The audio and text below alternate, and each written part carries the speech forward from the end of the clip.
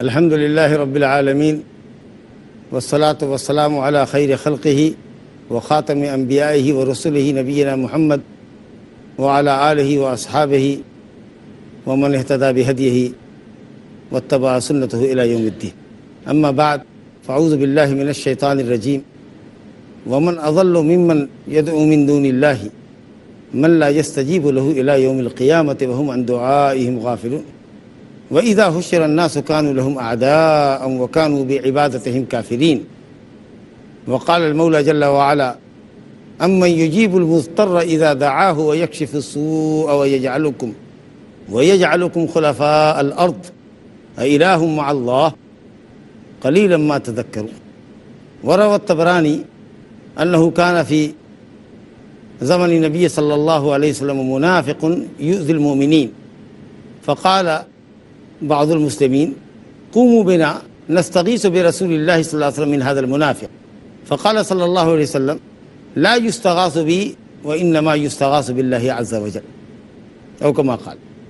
اللہ سبحانہ و تعالیٰ کی علاوہ سے فریاد کرنا، مشکلات اور شدائد کے دور کرنے کی فریاد کرنا، کسی خیر اور نفع کے لیے اللہ کے علاوہ سے سوال اور دعا کرنا، یہ شرک اکبر ہے۔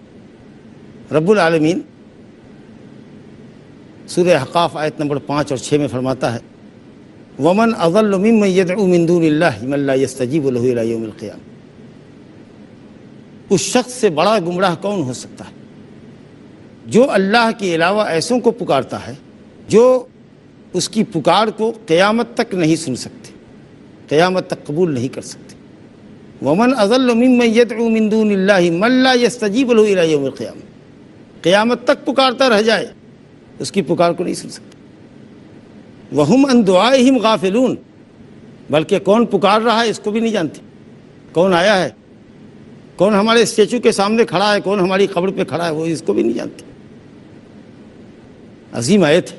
گویا جو اللہ کے علاوہ کو پکارتا ہے جلب خیر اور دفع شر کے لیے، حصول نفع اور دفع نقصان کے لیے، رب العالمین نے فرمایا کہ اس سے بڑا کوئی گمراہ ہو ہی نہیں سکتا، کیونکہ وہ مشرک ہے، اور مشرک سب سے بڑا گمراہ ہے۔ اور فرمایا: من لا یستجیب له الی یوم القیامہ، ایسوں کو پکارتا ہے جو قیامت تک اس کی پکار سن نہیں سکتے۔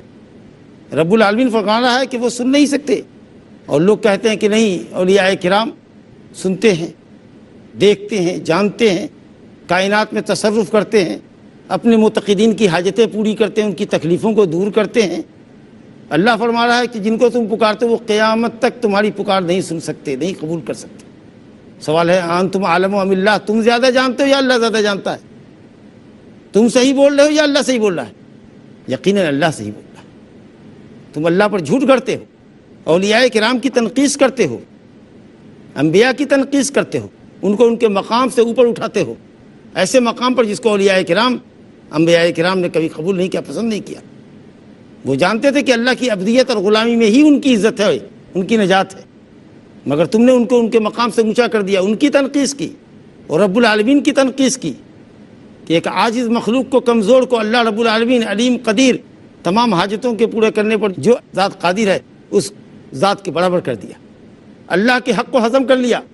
بندگی صرف اللہ کا حق تھی جس کے لیے اس نے بندے کو پیدا کیا تھا، تم نے اللہ کے علاوہ کے لیے بندگی کو روا رکھا، اس کو پکارتے ہو۔ رب العالمین فرماتا ہے اس سے بڑا کوئی ظالم نہیں ہو سکتا جو اللہ کے علاوہ ایسوں کو پکارے جو قیامت تک اس کی پکار کو سن نہیں سکتے۔ بعض دفعہ لوگ ایسا ہوتا ہے کہ قبروں پہ جاتے ہیں، واقعہ بتا رہے ہیں، امر واقع حقیقی، قبروں پہ جاتے ہیں، دعا و سوال کرتے ہیں اپنے اپنے انداز سے۔ آپ جانتے ہیں میں کتنی دور سے آیا ہوں، کتنا پریشان حال ہوں، بہت سے لوگوں کی مرادیں آپ نے پوری کر دی، جھولیاں بھر دی ہیں، بگڑی قسمت سنوار دی ہے۔ میں بھی آپ کا معتقد روتا دھوتا آیا ہوں آپ کے پاس، ہماری بھی سن لیجئے، ہماری بھی پکار سن لیجئے، وغیرہ وغیرہ جو بھی کچھ کہتے ہیں۔ اگر اتفاق سے تقدیر نے موافقت کی، اللہ تعالیٰ نے لکھی ہے کہ ہاں اس کی پریشانی فلاں تاریخ کو دور ہو جائے گی، اور اس سے پہلے شیطان اس کو کسی نامی گرامی مشہور قبر پر لے آنے میں کامیاب ہو گیا، اور تقدیر نے ساتھ دیا، اللہ رب العالمین کا فیصلہ اسی دن کے لیے تھا، ہر کام کا اس کے ہاں وقت مقرر ہے۔ تو اگر اس کی ضرورت پوری ہو گئی بڑا خوش ہوگا اور کہے گا دیکھو لوگ کہتے ہیں کہ اولیاء کرام سنتے نہیں، میں صاحب اولاد نہیں تھا وہاں گیا دیکھو مجھ کو اولاد مل گئی. اب مشرک کا شرک اور بڑھا, شیطان نے اور گمراہ کیا, اور اپنے ساتھ ساتھ اس نے نہ جانے کتنوں کو گمراہ کیا. چلو بھائی وہاں بگڑی بنتی ہے, اولاد ملتی ہے, میرے خود کا معاملہ ہے, میری خود اپنی زندگی کا تجربہ ہے, وغیرہ وغیرہ. لیکن مزہ تب آتا ہے جب کئی مرتبہ گئے, بہت روئے, بہت گر گڑائے, اور بہت سی درگاہوں کی خاک چھان لی, اور مقدر میں چونکہ نہیں ہے اس لیے نہیں ملا, کیونکہ اللہ کے علاوہ تو کوئی کسی کو کچھ دے نہیں سکتا, تنکا نہیں دے سکتا. ایک تنکے کا بھی کوئی اللہ کے سوا مالک نہیں ہے, کائنات میں ایک ذرے کے بھی لوگ مالک نہیں ہیں. تب ایسی صورت میں کیا کہیں گے کہ اصل میں جب ہم قبر پہ گئے تو بزرگ قبر میں نہیں تھے, قبر سے غائب تھے. چونکہ دنیا میں گھومتے ہیں نا, تصرف کرتے ہیں, اس لیے جب ہم گئے اور جب ہم نے ان کو پکارا تو اس وقت قبر میں نہیں تھے. وہ اپنی ریت کا حال معلوم کرنے کے لیے قبر سے باہر گئے ہوئے تھے. کہیں گے ہم بہت گنہگار تھے اس لیے انہوں نے ہماری نہیں سنی. دفاع کر رہے ہیں ان بزرگوں کا, الزام اپنے اوپر لے رہے ہیں. لیکن ہاں وہ تو انتریامی ہیں, وہ تو غیب جانتے ہیں, وہ تو مصیبت دور کرتے ہیں, نوازتے ہیں. غلطی ہماری تھی, جس وقت ہم گئے اس وقت نہیں تھے, ہماری بد نصیبی کیا کرو گے. ہم نے ان کو صحیح ڈھنگ سے نہیں پکارا, ہمارے گناہ اتنے تھے کہ حضرت راضی نہیں ہوئے. اور جتنی قیمتی منت کی چادر چڑھانی تھی ہم نے وہ نہیں کیا. لینے کے وقت ہم نے سوچا چادر 5,000 کی بھی تھی, 50,000 کی بھی تھی, جی میں آیا 50,000 کی, لیکن پیسہ نظر آیا تو 5,000 ہی کی چادر پر اکتفا کر لیا. اس لیے دیکھو یہ ہماری نیت میں وہی فطور ہو گیا تھا, اس لیے یہاں انہوں نے ہماری حاجت نہیں سنی, نہیں قبول کی.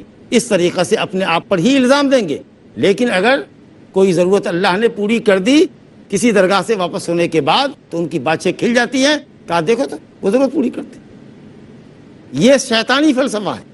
رب تعالیٰ کی توحید ضائع ہو جائے پرواہ نہیں, لیکن بزرگوں کی بیجا کرامت اور ان کی ولایت کے جھوٹے قصے اور شرکی عقائد جو ان سے متعلق ہیں ان پر آنچ نہیں آنی چاہیے. لا الہ الا اللہ. رب العالمین فرماتا ہے ومن اضل ممن يدعو من دون اللہ, اس شخص سے بڑا گمراہ کون ہو سکتا ہے جو اللہ کے علاوہ کو پکارتا ہے, جو قیامت تک اس کی پکار سن نہیں سکتا, قبول نہیں کر سکتا. وہم عن دعائہم غافلون, اب وہ ان کی پکار سے بھی غافل. اس کو کیا پتا کس کو لوگ پکارتے ہیں دنیا میں؟ ملائکہ کو.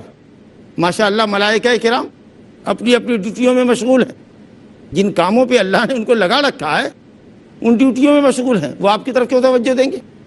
بل عباد مکرمون لا یسبقونہ بالقول وہم بامرہ یعملون, اللہ کے آرڈر کو فالو کرتے رات دن اسی میں لگے ہوئے, نہایت اوبیڈینٹ ہیں. مخالفت, عصیان, نافرمانی تو جانتے بھی نہیں, اپنے کام میں مشغول ہیں. وہ آپ کی طرف کیوں توجہ کریں گے؟ اسی وہ غافل ہیں. کون ہم کو پکار رہا ہے؟ جبریل, میکائیل, اسرافیل اور دوسرے فرشتے جو بھی ہیں, کوئی بھی آپ کی پکار کو نہیں سنتے, نہیں سمجھتے, ان کو اس سے مطلب ہی نہیں, وہ اپنے کام میں لگے ہوئے ہیں. اور اسی طریقہ سے انبیاء اور صالحین کو پکارتے ہیں جو اموات ہیں, اسے وہ نہیں سنتے. یا آپ ایسوں کے سامنے کھڑے ہیں, پیڑ کے سامنے کھڑے ہیں, پہاڑ کے سامنے کھڑے ہیں, دریا کے سامنے کھڑے ہیں, سورج اور چاند کے سامنے کھڑے ہیں, مورتیوں کے سامنے کھڑے ہیں جو جمادات ہیں, جو بے جان ہیں, جن کو احساس نہیں کہ وہ آپ کی سنیں. رب العالمین فرماتا ہے کہ لوگ جس کو بھی پکارے اللہ کے علاوہ, ارے پکار کو سنتا ہے وہ جو زندہ ہو, وہ جو سامنے ہو. میت پکار نہیں سنتا اور غائب شخص پکار نہیں سنتا. ٹیلی فون کا زمانہ, ٹیلی فون لگاؤ گے تو کہیں سنے گا نا آدمی, لیکن ٹیلی فون ہٹا دو تو 1 میل آدھے میل سے زیادہ تمہاری آواز نہیں جائے گی. لیکن ہاں ہزاروں میل سے بزرگان دین سن لیتے ہیں, دل کے کھٹکے کو سمجھ لیتے ہیں. اسلام کا کچھ نہیں بگڑ رہا ہے, اللہ کی توحید کا کچھ نہیں بگڑ رہا ہے, ہمارے اور آپ کی ایمان اور عقیدے کی خرابی ہو رہی. اور شیطان ہماری عقلوں سے ایسے کھیل رہا ہے جیسے بچہ گیند سے کھیلتا ہے. تو اللہ نے فرمایا وہم عن دعائہم غافلون وَإِذَا حُشِرَ النَّاسُ كَانُوا لَهُمْ أَعْدَاءَ. یہ زبردست جملہ دیکھیں. اور جب لوگ قیامت کے دن میدان محشر میں جمع کیے جائیں گے, كَانُوا لَهُمْ أَعْدَاءَ, تو جن بزرگوں کو آپ پکار رہے ہو, جن نبیوں اور جن ولیوں کو اللہ کے مقابلے میں پکار رہے, یہ تمہارے دشمن ہو جائیں گے. کہیں گے ہم نے کب کہا تھا ہم کو پکارنے کے لیے, ہمیں تو پتہ بھی نہیں تھا کہ تم کب آئے, کیوں آئے, شرک کرنے کے لیے واسطے آئے ہمارے پاس. جو اللہ کا نیک ولی ہوگا اس نے کبھی کسی سے نہیں یہ کہا ہوگا کہ میری قبر پر آنا, مجھ کو پکارنا اور میں اللہ تعالیٰ سے سفارش تمہاری کر دوں گا, یا مجھ سے ڈائریکٹ مانگ لینا. یہ کوئی شیطان ہی کہے گا اور کہلوائے گا, اللہ کا کوئی ولی نہیں کہہ سکتا. وَإِذَا حُشِرَ النَّاسُ كَانُوا لَهُمْ أَعْدَاءَ, دشمن ہو جائیں گے. آج عقیدت, محبت, دوستی کرتے ہو, کل یہی بزرگان دین شرک کرنے کے نتیجے میں تم سے دشمن ہو جائیں گے. ایک بریک کے بعد آپ سے ملتے ہیں انشاءاللہ, آپ ہمارے ساتھ بنے رہیے.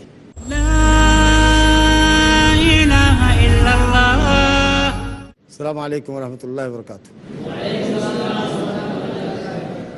میں درس سے پہلے سورہ احقاف کی آیت کی روشنی میں عرض کر رہا تھا کہ رب العالمین فرماتا ہے کہ جن کو یہ اللہ کے علاوہ پکارتے ہیں یہ قیامت تک پکارنے والوں کی پکار قبول نہیں کر سکتے، کیونکہ ان کے پاس کچھ ہے نہیں، وہ نفع نقصان کے مالک ہے ہی نہیں، کائنات میں ایک ذرے کے مالک نہیں، بلکہ وہ اپنے پکارنے والوں سے بھی غافل ہے، کون کدھر آیا، کون پکارا نہیں پکارا وہ جانتے ہی نہیں ہیں، کیونکہ یا تو وہ اموات ہیں جو سن نہیں سکتے، یا وہ فرشتے ہیں جو اپنی ڈیوٹیوں میں لگے ہوئے ہیں، اپنے کام سے مطلب ہے ان کو، دوسروں کی طرف توجہ نہیں کرتے، یا وہ جمادات ہیں، بے جان ہیں، اسے ان کو پتہ نہیں ہے۔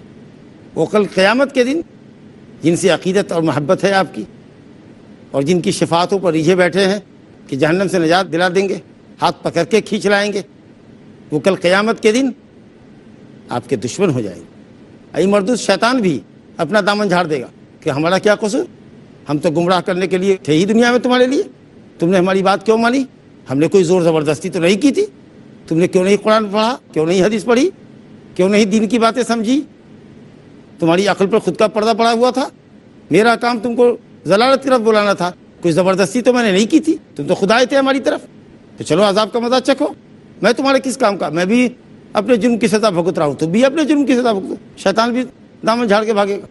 اور اللہ کے اولیاء کرام تو انکار کر دیں گے، انبیاء انکار کر دیں گے، وَإِذَا حُشِرَ النَّاسُ كَانُوا لَهُمْ أَعْدَاءً وَاتَّخَذُوا مِن دُونِ اللَّهِ آلِهَةً لِيَكُونُوا لَهُمْ عِزًّا كَلَّا سَيَكْفُرُونَ بِعِبَادَتِهِمْ وَيَكُونُونَ عَلَيْهِمْ ضِدًّا۔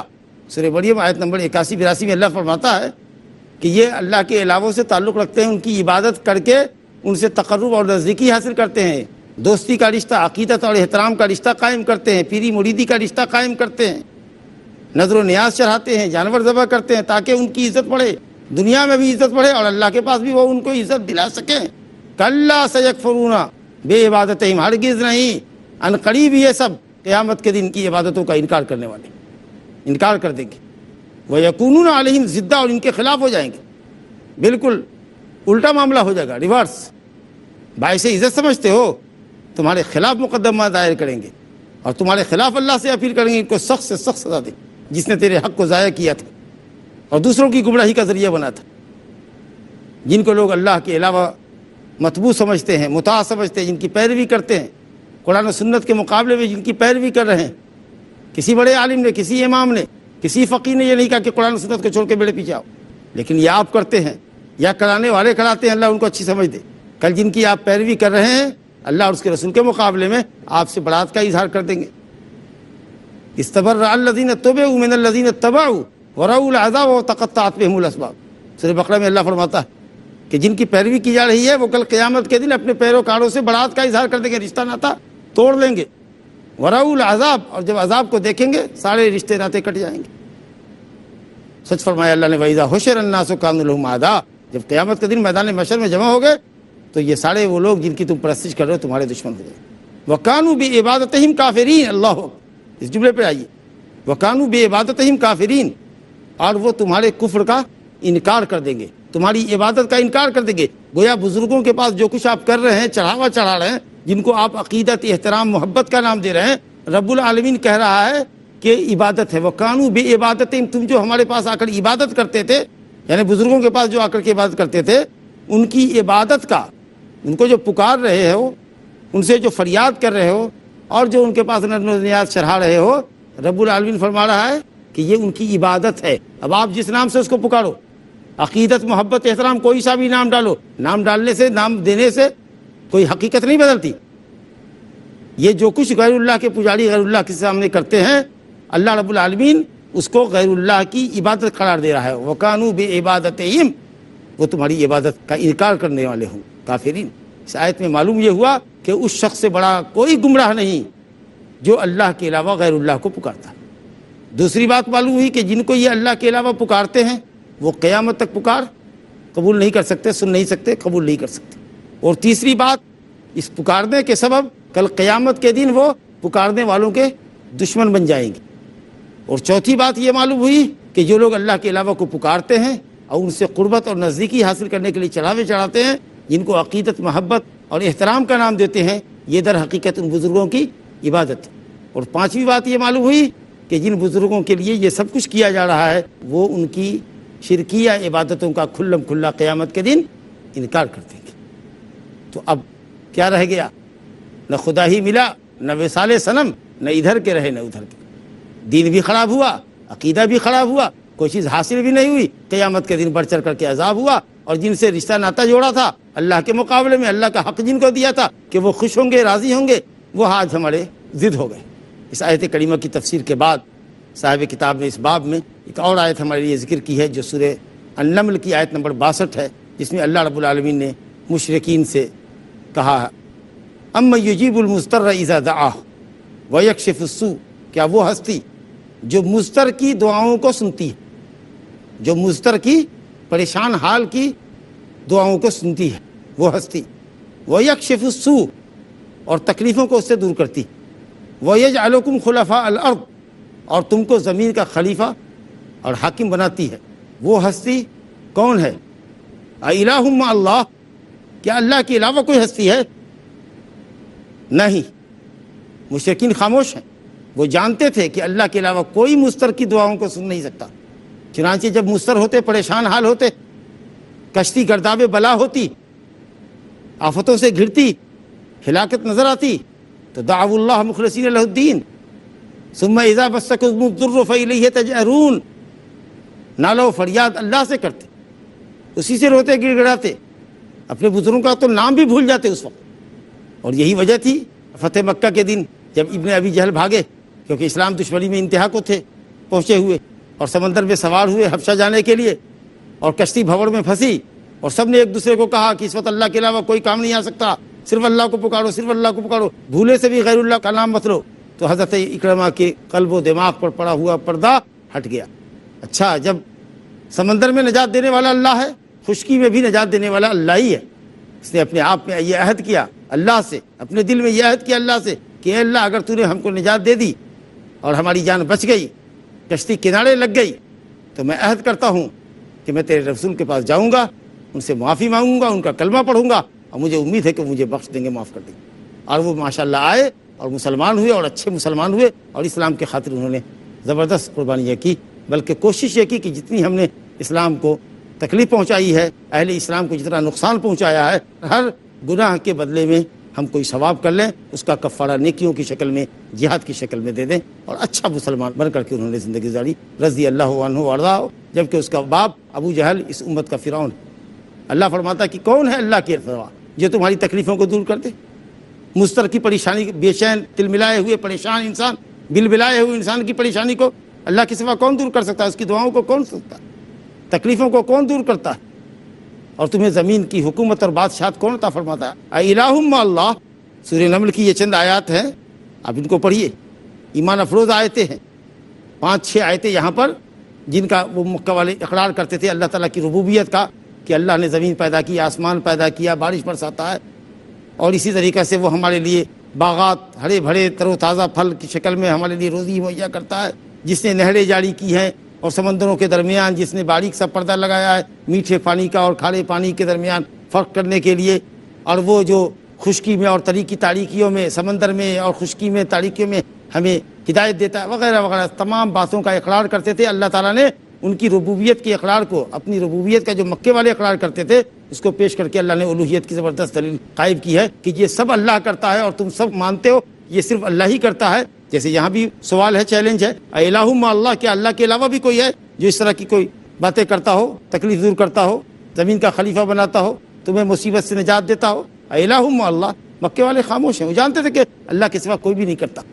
ان کے شرک کی نوعیت صرف تھی کہ بزرگان ہم سے راضی ہوں اور اللہ کے پاس ہماری سفارش کریں۔ تو اللہ نے فرمایا اِلٰہٌ مع اللہ قلیلا ما تذکرون، تم بہت کم نصیحت پکڑتے ہو، یعنی تم کو نصیحت پکڑنا چاہیے۔ جب یہ سب کچھ اللہ ہی کرتا ہے، پریشانی کو اللہ ہی دور کرتا ہے، تو بندگی کا مستحق بھی صرف اور صرف اللہ سبحانہ وتعالیٰ۔ یہ 4 آیتیں اس باب کے اندر مؤلف نے پیش کی ہیں، جن سے یہ بات روز روشن کی طرح واضح ہو گئی کہ توحید کا لازمی تقاضا یہ ہے کہ آدمی اپنی دعا اور طلب، اپنا نالہ و فریاد صرف اور صرف اللہ سے کرے، کیونکہ اس کے علاوہ کوئی پریشانی کو دور کرنے والا نہیں، اس کے علاوہ کوئی خیر سے نوازنے والا نہیں۔ جن کو آپ اللہ کے علاوہ حاجت روا اور مشکل کشا مانتے ہیں، وہ خود اپنے نفع نقصان کے مالک نہیں ہیں، وہ آپ کا کیا بھلا کر سکیں گے؟ اس سلسلے میں انشاءاللہ گفتگو مزید آئے گی۔ اب یہاں جو ایک حدیث صاحب کتاب نے استغاثہ اور دعا لغیر اللہ کے شرک ہونے پر جو ذکر کی ہے، وہ حدیث طبرانی کی ہے، طبرانی نے اوسط میں ایک روایت ذکر کی ہے، غالباً وہ حدیث عبادہ بن صامت رضی اللہ عنہ سے ہے کہ ایک منافق تھا مدینے میں جو مسلمانوں کو بہت ستاتا تھا، بہت پریشان کرتا تھا۔